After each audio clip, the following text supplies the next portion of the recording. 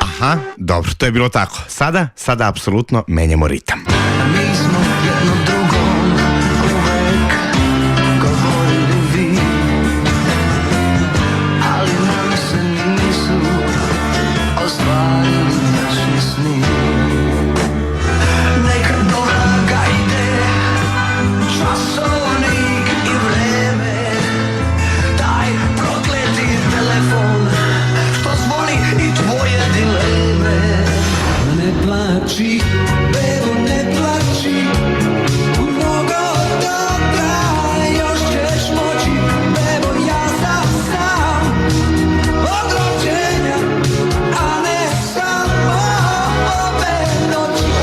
Srđan Marjanović, čovek koga moja mama obožava, na primjer, i moja tetka ga obožava i mnogi generacije ga obožavaju, konačno nastupa pred velikom publikom u našem gradu, i to 2. marta u pozorištu Carte Blanche. Pa Srđane, kome će to da se peva? Pre svega sviraću sebi, i sviraću jednoj ženi, to je žena u stvari koji sam ja posvetio gotovo sve te pesme. I desilo se da sam pre par godina, milimetar je falio da je izgubim, Njoj ću pevati u Carte Blanche-u.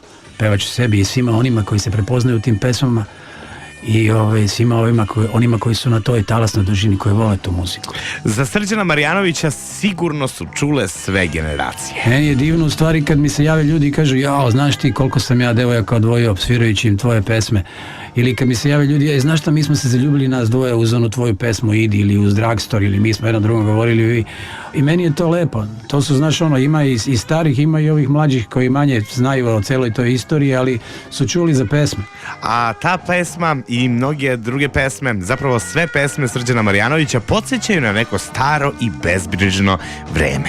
Kakva je muzika danas, po Srđanovom mišljenju? Sad ti imaš masu stvari koje se smatraju komercijalnim, bez obzira na to da li je nešto kvalitet ili nije, da li nešto ima zaista podlogu neku adekvatnu da to bude kao top i da to bude popularno i interesantno. Važno je samo koliko konzumenata eventualno to sluša i koliko to rejtinga donosi, odnosno koji je share TV stanica koje to emituju, odnosno koliko para to može doneti.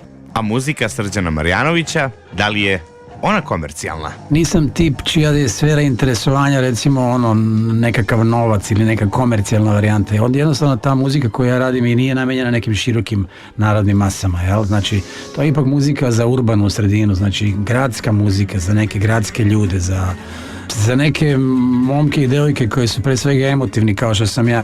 Eto, dakle, 2. marta u Carte Blanche-u za sve gradske ljude, za sve emotivne ljude i za moju mamu i tetku. Srđan Marjanović.